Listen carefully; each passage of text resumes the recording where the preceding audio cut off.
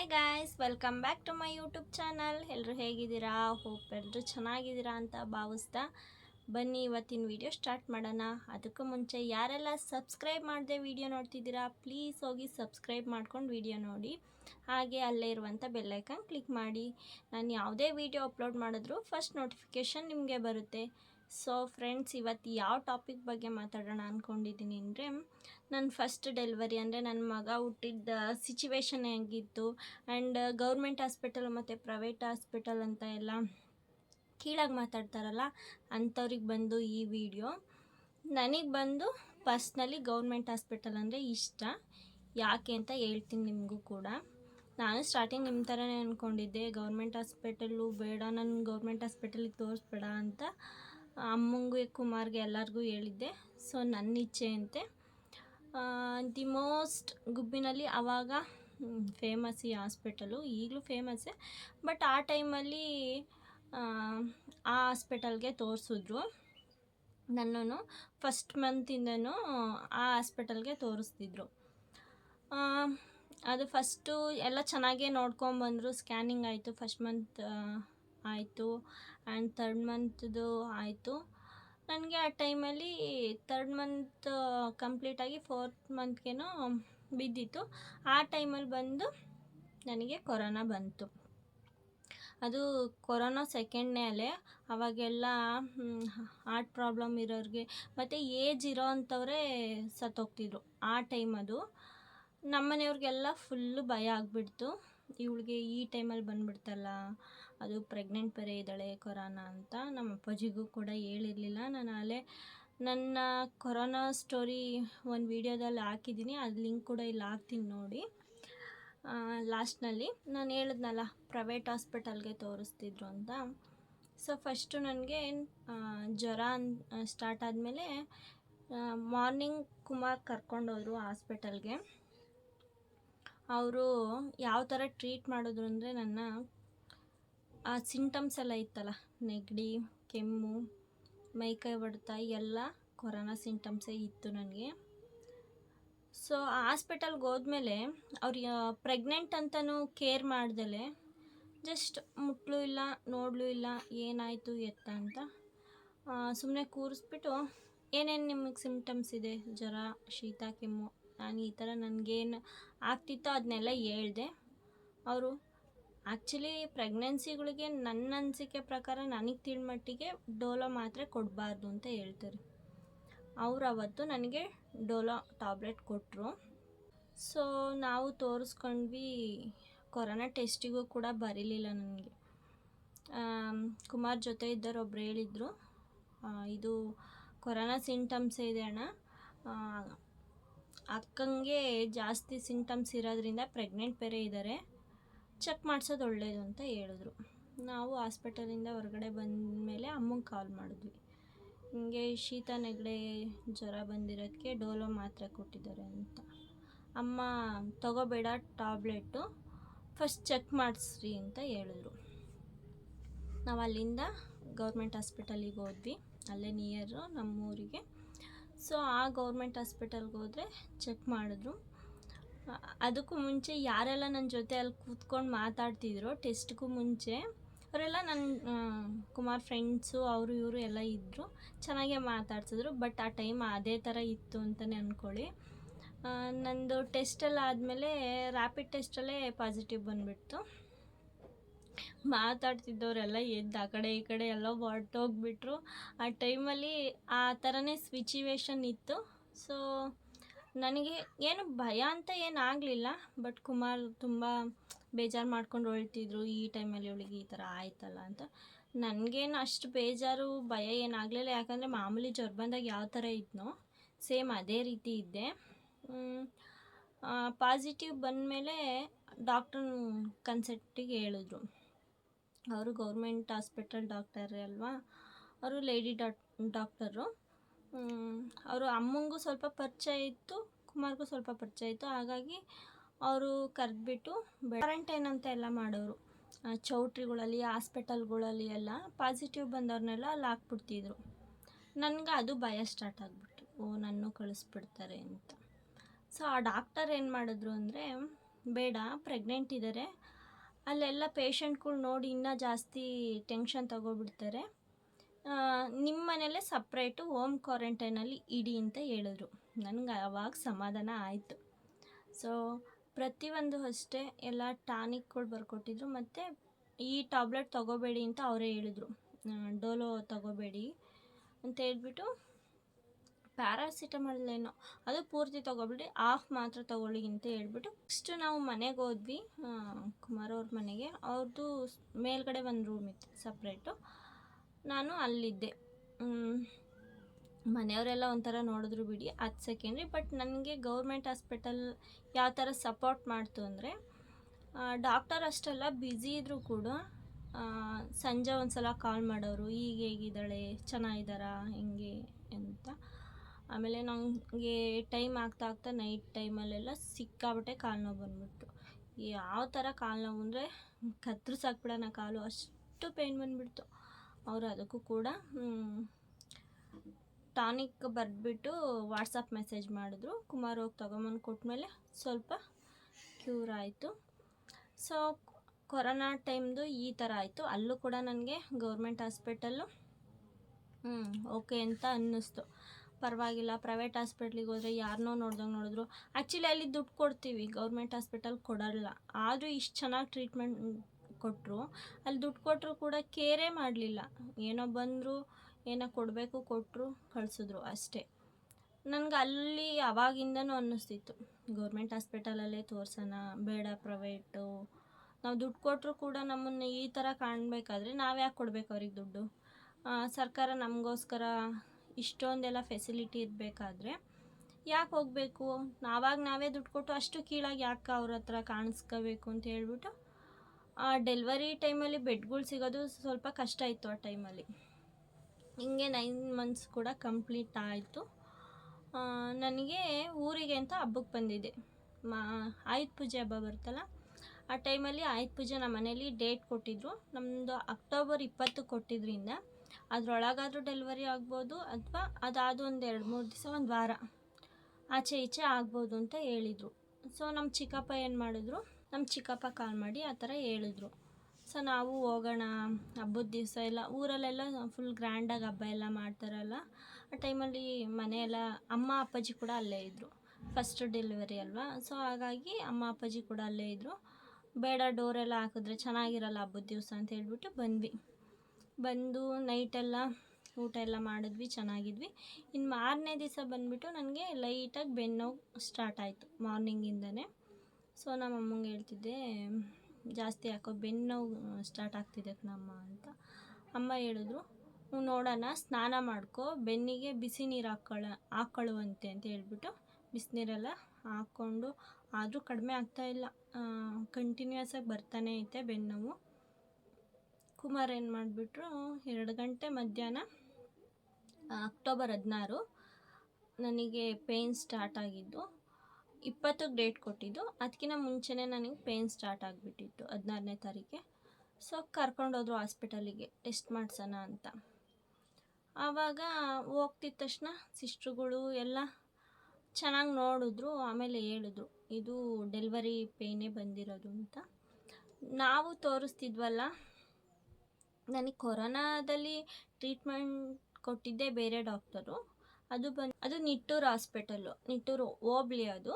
ಆ ಹಾಸ್ಪಿಟಲ್ನಲ್ಲಿ ನನಗೆ ಅವ್ರ ಹೆಸರು ಮಾಲತಿ ಮೇಡಮ್ ಅಂತ, ಅವರು ನಂಗೆ ಟ್ರೀಟ್ಮೆಂಟ್ ಕೊಟ್ಟಿದ್ದು ಕೊರೋನಾ ಟೈಮಲ್ಲಿ. ನಾವು ನೆಕ್ಸ್ಟು ಪ್ರೆಗ್ನೆನ್ಸಿದೆಲ್ಲ ತೋರಿಸಿದ್ದು ಗುಬ್ಬಿ ಹಾಸ್ಪಿಟಲ್ಲು. ಅವ್ರ ಹೆಸರು ರೇಖಾ ಮೇಡಮ್ ಅಂತ, ಅವರು ನನ್ನ ನೋಡ್ತಿದ್ದಿದ್ದು, ಪ್ರೆಗ್ನೆನ್ಸಿ ಕೇಸೆಲ್ಲ ನೋಡೋದು ಅವರೇನ. ಸೊ ಅವ್ರು ನೋಡ್ತಿದ್ರು. ಆವತ್ತು ಆಯುಧ ಪೂಜೆಗೆ ಅಂತ ಅವರು ಮೈಸೂರಿಗೆ ಹೋಗಿದ್ದಾರೆ, ದಸರಾ ಟೈಮ್ ಅಲ್ವಾ ಅದು, ದಸರಾಗೆ ಅಂತ ಮೈಸೂರಿಗೆ ಹೋಗಿದ್ದಾರೆ. ನನಗೆ ಇಲ್ಲಿ ಡೆಲಿವರಿ ಪೇಯ್ನ್ ಬಂದಿದೆ 16ನೇ ತಾರೀಕೆ. ಸೊ ಫೋನ್ ಮಾಡಿದ್ವಿ, ಮೇಡಮ್ ಹಿಂಗೆ ಡೆಲಿವರಿ ಪೇಯ್ನ್ ಬಂದಿದೆ, ಹಾಸ್ಪಿಟಲ್ನಲ್ಲಿದ್ದೀವಿ ಅಂತ. ಸೊ ಸಿಸ್ಟ್ರಿಗೆ ಸರಿ ಆಯಿತು, ನಾನು ಸಿಸ್ಟ್ರ್ ಹತ್ರ ಮಾತಾಡ್ತೀನಿ ಅಂತ ಹೇಳ್ಬಿಟ್ಟು ಸಿಸ್ಟ್ರಿಗೆ ಕಾಲ್ ಮಾಡಿದ್ದಾರೆ. ಅವರು ಸಿಸ್ಟ್ರಿಗೆ ಕಾಲ್ ಮಾಡಿಬಿಟ್ಟು ಅವಳಿಗೆ ಯಾವುದೇ ಥರ ಇಂಜೆಕ್ಷನ್ ಆಗಲಿ, ಅದೇ ನಿಮಗೆ ಗೊತ್ತಿರುತ್ತೆ, ನಾರ್ಮಲ್ ಡೆಲಿವರಿ ಟೈಮಲ್ಲಿ ಚೆಕ್ ಮಾಡೋದು ಅದು ಇದು ಎಲ್ಲ ಪೇಯ್ನ್ ಜಾಸ್ತಿ ಬರುತ್ತೆ. ಅವಳಿಗೆ ಹಿಂಸೆ ಕೊಡೋಕೆ ಹೋಗಬೇಡ್ರಿ. ಇಂಜೆಕ್ಷನ್ ಅಂದರೆ ಪೇಯ್ನ್ ಬರೋ ಥರ ಇಂಜೆಕ್ಷನ್ ಎಲ್ಲ ಕೊಡ್ತಾರಲ್ಲ, ಆ ಥರ ಇಂಜೆಕ್ಷನಲ್ಲೇ ಕೊಡೋಕೆ ಹೋಗಿ. ಸಾರಿ ಫ್ರೆಂಡ್ಸ್, ಒಂದು ತಪ್ಪು ಹೇಳಿದ್ದೀನಿ. ಏನಂದರೆ ನಾನು ಪೇಯ್ನ್ ಬಂದಿದ್ದು ಅಕ್ಟೋಬರ್ 15, ನನಗೆ ಡೆಲಿವರಿ ಆಗಿದ್ದು ಬಂದು ಅಕ್ಟೋಬರ್ 16.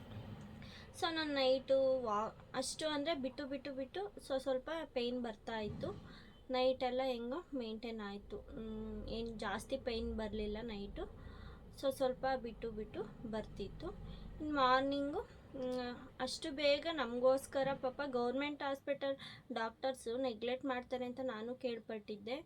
ಬಿಡು, ಯಾರು ಡ್ಯೂಟಿ ಡಾಕ್ಟರ್ ಇರ್ತಾರೋ ಅವ್ರು ನೋಡ್ತಾರೆ, ಅಥವಾ ನಮಗೇನು ಅಂತ ಸುಮ್ಮನೆ ಆಗಿಬಿಡ್ತಾರೆ. ನಂದೇನು ಕೆಲಸ, ನಾನು ಪೇಷಂಟ್ ನೋಡಿದ್ದೀನಿ, ನಾನು ಪರ್ಸ್ನಲ್ ರಜಾ ಹಾಕ್ಕೊಂಡಿದ್ದೀನಿ, ಬಿಡು ಅಂತ ಸುಮ್ಮನೆ ಆಗಿಬಿಡ್ತಿದ್ರು. ಬಟ್ ನಾವು ಕಾಲ್ ಮಾಡಿದ್ದಕ್ಕೆ ಮಾರ್ನಿಂಗ್ ಅಷ್ಟೊತ್ತಿಗೆ ಬಂದಿದ್ದಾರೆ.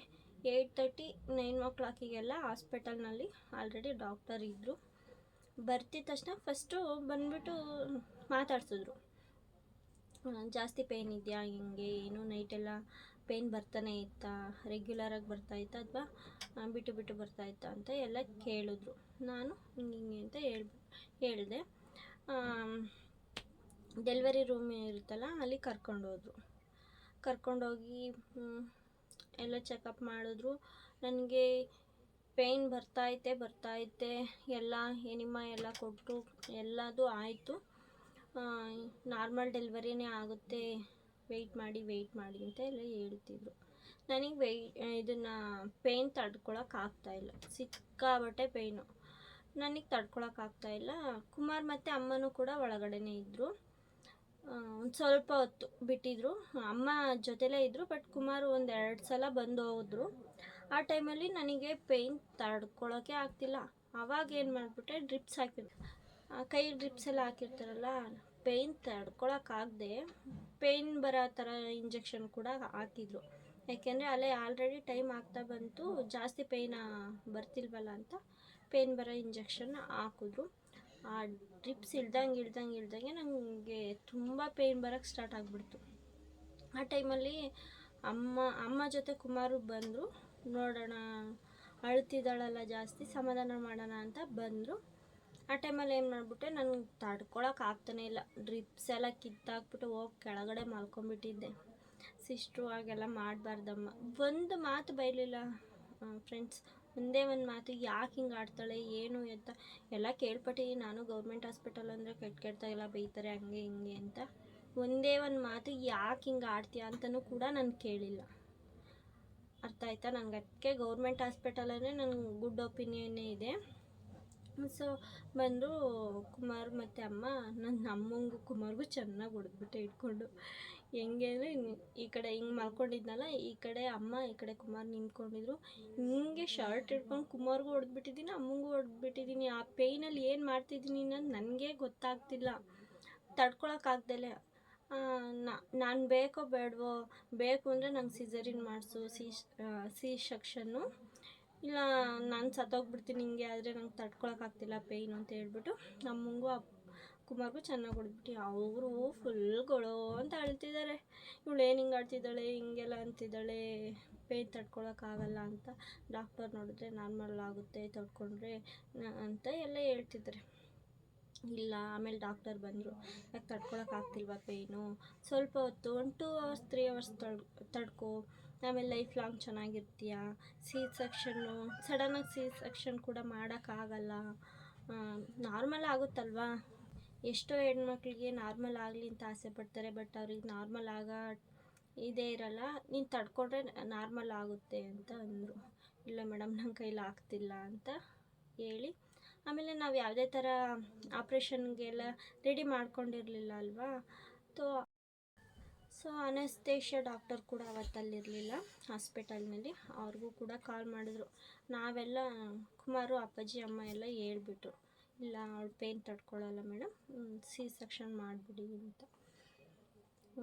ಹೌದಾ, ಸರಿ ಆಯಿತು ಅಂತ ಹೇಳಿಬಿಟ್ಟು ಫೋನ್ ಮಾಡಿದ್ರು ಅನಸ್ತೇಷಿಯಾ ಡಾಕ್ಟರ್ಗೆ, ಸವಿತಾ ಮೇಡಮ್ ಅಂತ. ಅವರು ಕೂಡ ಅಷ್ಟೇ, ನನಗೆ 2 ಬೇಬಿಗಳಿಗೂ ಡೆಲಿವರಿ ಟೈಮಲ್ಲಿ ಅನಸ್ತೇಷಿಯಾ ಕೊಟ್ಟು ಡಾಕ್ಟ್ರು ಬಂದು ಗುಬ್ಬಿನಲ್ಲಿ, ಸವಿತಾ ಮೇಡಮ್ ಅಂತ. ಸೊ ಅವರೂ ಸರಿ ಆಯಿತು ಬರ್ತೀನಿ ಅಂತ ಹೇಳಿದ್ರು. ಸೊ ನನಗೆ ಸೆಕ್ಷನ್ಗೆಲ್ಲ ರೆಡಿ ಮಾಡ್ತಾಯಿದ್ರು. ಈಚೆಗಡೆ ಅಮ್ಮ ಅಪ್ಪಾಜಿ ಫುಲ್ಲು ಕುಮಾರು ಎಲ್ಲ ಅಳ್ತಿದ್ದಾರೆ.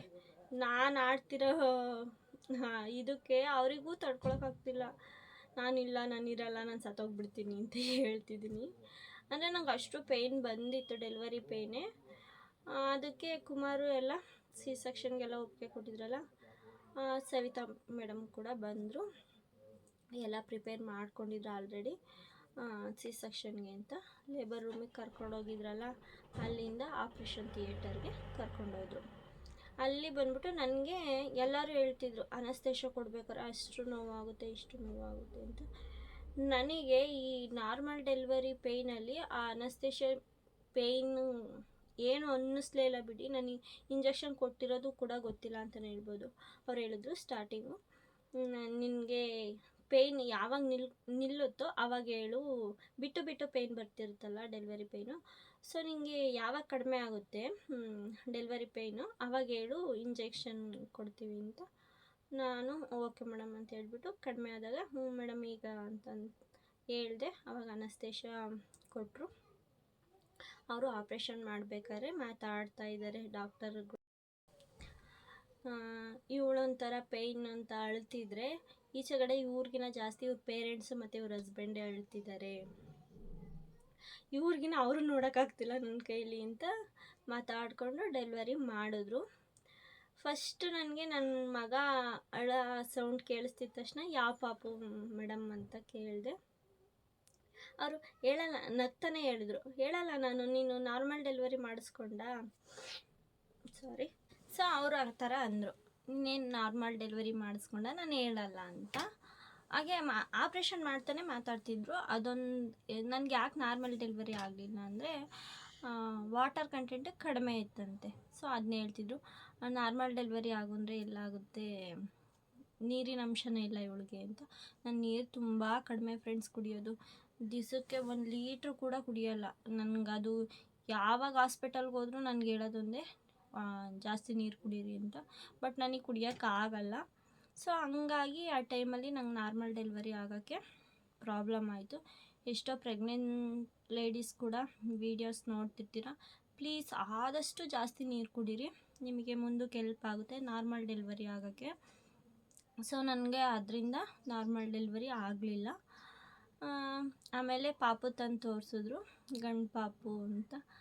ನನಗೆ ನಿಜವಾಗ್ಲೂ ನಂಬ್ತೀರಾ ಅಥವಾ ಇವಳು ಫೇಕ್ ಅಂತನಾದರೂ ಅಂದ್ಕೊಳ್ಳಿ, ಏನಾದರೂ ಅಂದ್ಕೊಳ್ರಿ, ಗಾಡ್ ಪ್ರಾಮಿಸ್, ಆ ಟ್ರೇಗೆ ಹಾಕಿರ್ತಾರಲ್ಲ ಪಾಪು, ಆ ಪಾಪು ನೋಡಿದಾಗ ನನ್ನ ಮೈಂಡಲ್ಲಿ ನನಗೆ ಆ ಪಾಪು ನೋಡ್ತಿದ್ದ ತಕ್ಷಣ ಅನಿಸಿದ್ದು ಒಂದೇ, ಸೇಮ್ ನಮ್ಮ ಅಣ್ಣ ಥರ ಕಾಣಿಸ್ತಿದ್ದಾನೆ ಅಂತ. ನಂಗೆ ನಿಜವಾಗ್ಲೂ ಅವನು ನೋಡಿದಾಗ ಮತ್ತೆ ನಮ್ಮ ಅಣ್ಣ ಹುಟ್ಟು ಬಂದ ಅಂತಲೇ ನಂಗೆ ಅನಿಸಿದ್ದು. ಸೊ ಡೆಲಿವರಿ ಎಲ್ಲ ಆಯಿತು, ಆಪ್ರೇಷನ್ ಕೂಡ, ಪಾಪು ಎಲ್ಲ ಈಚೆಗಡೆ ತೋರಿಸಿದ್ದಾರೆ. ನಮ್ಮಮ್ಮ ನಮ್ಮ ಅಪ್ಪಾಜಿ ಎಲ್ರಿಗೂ ಖುಷಿ ಆಗೈತೆ. ಬಟ್ ಪಾಪುನ ನೋಡೇ ಇಲ್ಲ ಕುಮಾರ್ ಫಸ್ಟು. ನಾನು ಫಸ್ಟ್ ಅವಳು ನೋಡಬೇಕು ಅಂತ ಫುಲ್ ಅಳ್ತಿದ್ರಂತೆ. ಈಚೆ ಬಂದಾಗ ಎಲ್ಲ ಹೇಳ್ತಿದ್ರು. ನಂದು ಆಪ್ರೇಷನ್ ಎಲ್ಲ ಮುಗಿಸ್ಕೊಂಡು ಬಂದಮೇಲೆ ನಾನು ನೋಡಿಬಿಟ್ಟು ಫುಲ್ ಖುಷಿಯಾಗಿ ನೀನು ಅಂದ್ಕೊಂಡಂಗೆ ಆಯಿತು. ಅವರಿಗೆ ಹೆಣ್ಣು ಪಾಪು ಬೇಕಿತ್ತು, ಬಟ್ ನಮಗೆಲ್ಲ ಗಂಡು ಪಾಪು ಬೇಕಿತ್ತು, ಫಸ್ಟ್ ಪಾಪು. ನಾನು ಆಲ್ರೆಡಿ ಒಂದು ವಿಡಿಯೋನಲ್ಲಿ ಕೂಡ ಹೇಳಿದ್ದೀನಿ. ಕುಮಾರು ನೀನು ಅಂದ್ಕೊಂಡಂಗೆ ಆಯಿತು, ಖುಷಿ ಆಯಿತಾ, ಈಗ ಚೆನ್ನಾಗಿದ್ಯಾ ಅಂತ ಎಲ್ಲ ತಲೆ ಸರ್ವಿ ಮಾತಾಡಿ ಅವ್ರಿಗೂ ತುಂಬ ಖುಷಿ ಆಯಿತು. ನನ್ನ ತಮ್ಮ ಹೇಳ್ತಿದ್ದ, ಅಕ್ಕ ಹೋಗ್ಬೇಕಾದ್ರೆ ಅಷ್ಟೊಂದು ಅಳ್ತಾ ಹೋಗ್ತಿದ್ದೆ, ಈಗ ನೋಡಿ ಎಷ್ಟು ಖುಷಿಯಾಗಿದೆಯಾ ಅಂತ. ನನಗೆ ಅದು ನಾರ್ಮಲ್ ಡೆಲಿವರಿ ಪೇಯ್ನ್ ಇತ್ತಲ್ಲ, ತುಂಬ ಪೇಯ್ನ್ ಇತ್ತು ಫ್ರೆಂಡ್ಸ್. ಅದಕ್ಕೆ ನನಗೆ ಫುಲ್ಲು ಯಾರ ಮುಖನೂ ನೋಡ್ತಿರ್ಲಿಲ್ಲ, ಸುಮ್ಮನೆ ಅಳ್ತಿದ್ದೆ. ಯಾರ ಮುಖ ನೋಡಿದ್ರು ಕೂಡ ಸುಮ್ಮನೆ ಅಳು. ಸೊ ಗೌರ್ಮೆಂಟ್ ಹಾಸ್ಪಿಟಲ್ಲು ಅದಕ್ಕೆ ನನಗಿಷ್ಟ. ಆ ಟೈಮಲ್ಲಿ ಪ್ರೈವೇಟ್ ಹಾಸ್ಪಿಟಲ್ಗಿನ್ನ ಹೆಚ್ಚಾಗಿ ಕೇರ್ ಮಾಡಿದ್ರು ನಂಗೆ ಗೌರ್ಮೆಂಟ್ ಹಾಸ್ಪಿಟಲ್ ಸಿಸ್ಟರ್ಸ್ ಆಗಲಿ ಅಥವಾ ಡಾಕ್ಟರ್ಗಂತೂ ನಾನು ಸಾಯೋವರೆಗೂ ಮರಿಬಾರ್ದು, ಅಷ್ಟು ಚೆನ್ನಾಗಿ ನೋಡಿಕೊಂಡ್ರು. ಬಂದುಬಿಟ್ಟು ತಲೆ ಸರ್ವಿ ಮಗಳಿಗಿನ ಹೆಚ್ಚಾಗಿ ನೋಡಿಕೊಂಡ್ರು.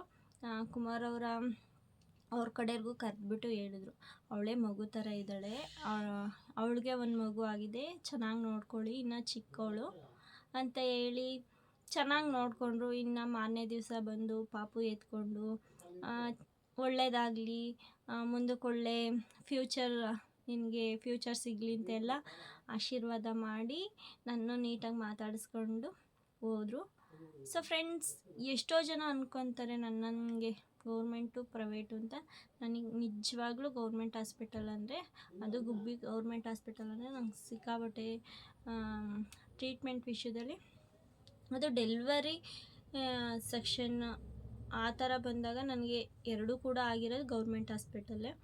ಫಸ್ಟೇ ಆ ಥರ ನೋಡ್ಕೊಂಡಿದ್ದರಿಂದ ಎರಡನೇದು ಕೂಡ ಅದೇ ಹಾಸ್ಪಿಟಲು. ಸೇಮ್ ಸಿಚುವೇಶನ್ನೇ. ಎರಡನೇ ಪಾಪದು ನನ್ನ ಮಗಳು ಹುಟ್ಟಿದಾಗಲೂ ಏನೇನು ನಡೀತು ಅಂತ ನೆಕ್ಸ್ಟ್ ವಿಡಿಯೋದಲ್ಲಿ ಯಾವಾಗಾದರೂ ಶೇರ್ ಮಾಡ್ಕೊತೀನಿ. ಸೊ ಫ್ರೆಂಡ್ಸ್, ಈ ವಿಡಿಯೋ ಇಷ್ಟ ಆಗಿತ್ತು. ಯಾರಿಗೆಲ್ಲ ಗೌರ್ಮೆಂಟು ಪ್ರೈವೇಟು ಅಂತ ಇರುತ್ತೋ, ಸೊ ಗೌರ್ಮೆಂಟ್ಗೂ ಹೋಗಿ ನೋಡಿ. ಅಕಸ್ಮಾತ್ ನಿಮ್ಗೆ ಇಷ್ಟ ಆಗಲಿಲ್ಲ ಅಂದರೆ ಪ್ರೈವೇಟಿಗೆ ತೋರಿಸ್ಕೊಳ್ಳಿ. ನಾನಂತೂ ಸಜೆಸ್ಟ್ ಮಾಡ್ತೀನಿ, ಗೌರ್ಮೆಂಟ್ ಹಾಸ್ಪಿಟಲು ತೋರಿಸ್ಕೋಬೋದು, ಕ್ಲೀನಾಗಿ ನೋಡ್ತಾರೆ, ಕೇರ್ ಮಾಡ್ತಾರೆ ಅಂತ. ಸೊ ಫ್ರೆಂಡ್ಸ್, ಈ ವಿಡಿಯೋ ಇಲ್ಲಿಗೆ ಎಂಡ್ ಮಾಡ್ತೀನಿ. ಪ್ಲೀಸ್ ಲೈಕ್, ಶೇರ್, ಕಮೆಂಟ್ ಮಾಡಿ ಹೀಗೆ ಸಪೋರ್ಟ್ ಮಾಡ್ತಾಯಿರಿ.